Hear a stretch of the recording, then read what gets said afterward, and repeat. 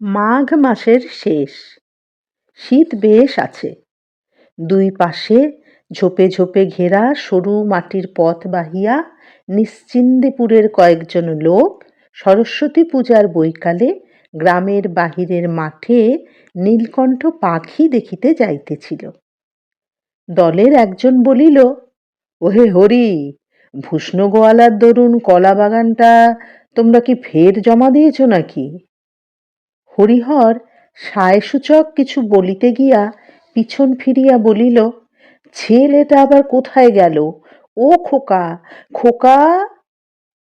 পথের বাঁকের আড়াল হইতে একটি 6-7 বছরের ফুটফুটে সুন্দর ছিপছিপে চেহারার ছেলে ছুটিয়া আসিয়া দলের নাগাল ধরিল। হরিহর বলিল, আবার পিছিয়ে পড়লে এরই মধ্যে? নাও, এগিয়ে চলো।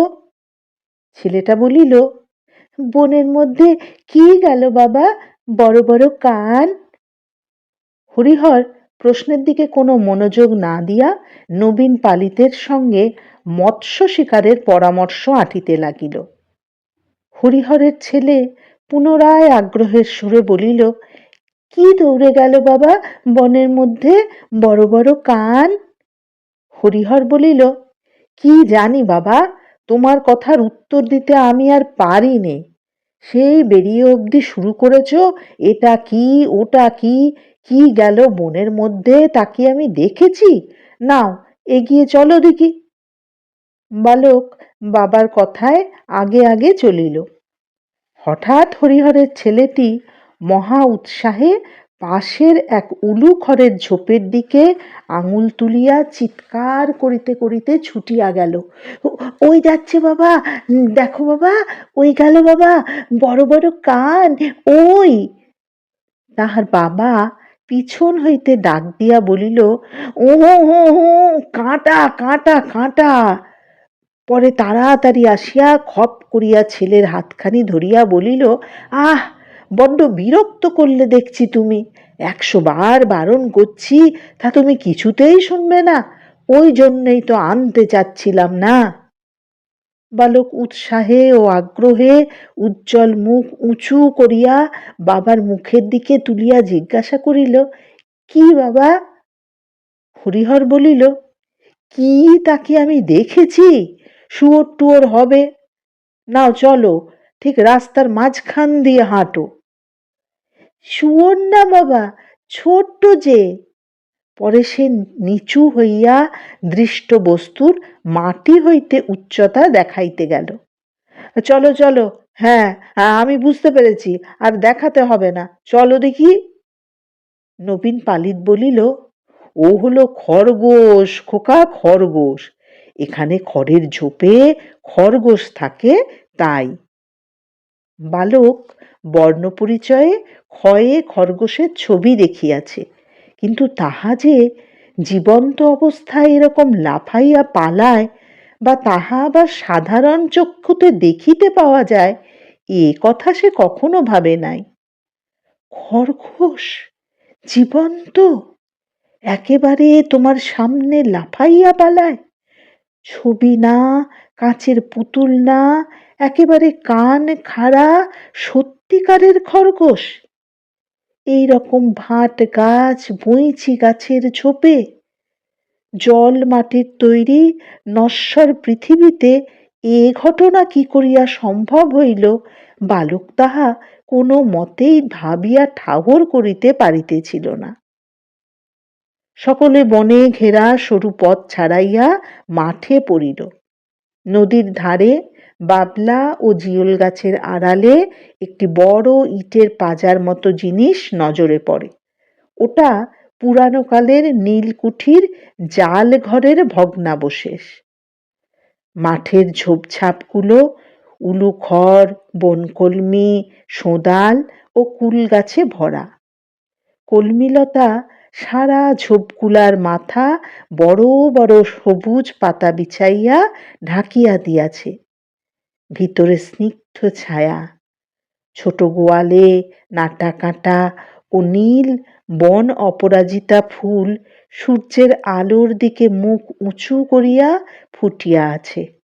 পরন্ত বেলার ছায়ায় স্নিগ্ধ বনভূমির শ্যামলতা, পাখির ডাক, চারিধারে প্রকৃতির মুক্ত হাতে ছড়ানো ঐশ্বর্য। রাজার মতো ভাণ্ডার বিলাইয়া দান, কোথাও এতটুকু দারিদ্র্যের আশ্রয় খুঁজিবার চেষ্টা নাই, মধ্যবিত্তের কার্পণ্য নাই।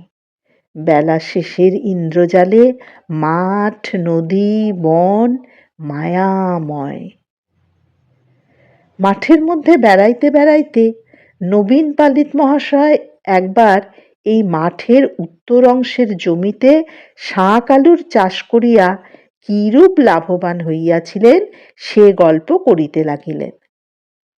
ক্রমে তাহা হইতে বর্তমানকালের দুর্মূল্যতা, আশারুর বাজারে কুণ্ডুদের গোলদারি দোকান পুড়িয়া যাইবার কথা, গ্রামের দিনু গাঙ্গুলির মেয়ের বিবাহের তারিখ কবে পড়িয়াছে প্রভৃতি বিবিধ আবশ্যকীয় সংবাদের আদান প্রদান হইতে লাগিল। হরিহরের ছেলে বলিল, নীলকণ্ঠ পাখি কই বাবা? এই দেখো এখন বাবলা গাছে এখুনি এসে বসবে। বালক মুখ উঁচু করিয়া নিকটবর্তী সমুদয় বাবলা গাছের মাথার দিকে চাহিয়া দেখিতে লাগিল। মাঠের ইতস্তত নিচু নিচু কুল গাছে অনেক কুল পাকিয়া আছে। বালক অবাক হইয়া লুব্ধ দৃষ্টিতে সেদিকে চাহিয়া চাহিয়া দেখিল। কয়েকবার কুল পাড়িতে গিয়া বাবার বকুনিতে তাহাকে নিবৃত্ত হইতে হইল। এত ছোট গাছে কুল হয়? তাহাদের পাড়ায় যে কুলের গাছ আছে তাহা খুব উঁচু বলিয়া ইচ্ছা থাকিলেও সে সুবিধা করিতে পারে না। ভারী আকুশিটা দুই হাতে আঁকড়াইয়া ধরিয়াও তুলিতে পারে না। কুপথ্যের জিনিস লুকাইয়া খাওয়া কষ্টসাধ্য হইয়া পড়ে, এ সে টের পায়। হরিহর বলিল, কুঠি কুঠি বলছিলে, ওই দেখো খোকা, সাহেবদের কুঠি দেখেছ? নদীর ধারে অনেকটা জুড়িয়া সেকালের কুঠিটা প্রাগৈতিহাসিক যুগের অতিকায় হিংস্র জন্তুর কঙ্কালের মতো পড়িয়াছিল। বালক অবাক হইয়া চারিদিকে চাহিয়া চাহিয়া দেখিতেছিল। তাহার 6 বৎসরের জীবনে এই প্রথম সে বাড়ি হইতে এত দূরে আসিয়াছে। এতদিন ন্যাড়াদের বাড়ি, নিজেদের বাড়ির সামনেটা, বড় জোর রানু দিদিদের বাড়ি, ইহাই ছিল তাহার জগতের সীমা। কেবল এক একদিন তাহাদের পাড়ার ঘাটে মায়ের সঙ্গে স্নান করিতে আসিয়া সে স্নানের ঘাট হইতে আবছায়া দেখিতে পাওয়া কুঠির ভাঙা জালঘরটার দিকে চাহিয়া চাহিয়া দেখিত। আঙুল দিয়া দেখাইয়া বলিত, মা, ওদিকে কি সেই কুঠি? সে তাহার বাবার মুখে, দিদির মুখে, আরও পাড়ার কত লোকের মুখে কুঠির মাঠের কথা শুনিয়াছে, কিন্তু আজ তাহার প্রথম সেখানে আসা। এই মাঠের পরে ওদিকে বুঝি মায়ের মুখের সেই রূপকথার রাজ্য। শ্যামলঙ্কার দেশে ব্যঙ্গমা ব্যঙ্গমীর গাছের নিচে নির্বাসিত রাজপুত্র যেখানে তলোয়ার পাশে রাখিয়া একা শুইয়া রাত কাটায়। ওধারে আর মানুষের বাস নাই। জগতের শেষ সীমাটি এই। ইহার পর হইতে অসম্ভবের দেশ, অজানার দেশ শুরু হইয়াছে। বাড়ি ফিরিবার পথে সে পথের ধারের একটা নিচু ঝোপ হইতে একটা উজ্জ্বল রঙের ফলের থলো ছিঁড়িতে হাত বাড়াইল। তাহার বাবা বলিল, হাঁ হাঁ, হাত দিও না, হাত দিও না, আলকুশি আলকুশি, কি যে তুমি করো বাবা, বড্ড জ্বালালে দেখছি, আর কোনোদিন কোথাও নিয়ে বেরুচ্ছি নে বলে দিলাম, এক্ষুনি হাত চুলকে ফোসকা হবে। পথের মাঝখান দিয়ে এত করে বলছি হাঁটতে, তা তুমি কিছুতেই শুনবে না। হাত চুলকোবে কেন বাবা? হাত চুলকোবে, বিষ বিষ, আলকুশিতে কি হাত দেয় বাবা, সুঁয়ো ফুটে রি রি করে জ্বলবে এক্ষুনি। তখন তুমি চিৎকার শুরু করবে। গ্রামের মধ্যে দিয়ে হরিহর ছেলেকে সঙ্গে করিয়া খিড়কির দোর দিয়া বাড়ি ঢুকিল। সর্বজয়া খিড়কির দোর খোলার শব্দে বাহিরে আসিয়া বলিল, এই এত রাত হলো, তা ওকে নিয়ে গিয়েছ না একটা দোলায় গায়ে না কিছু? হরিহর বলিল, আহ, নিয়ে গিয়ে যা বিরক্ত, এদিক যায় ওদিকে যায়, সামলে রাখতে পারিনে। আলকুশির ফল ধরে টানতে যায়।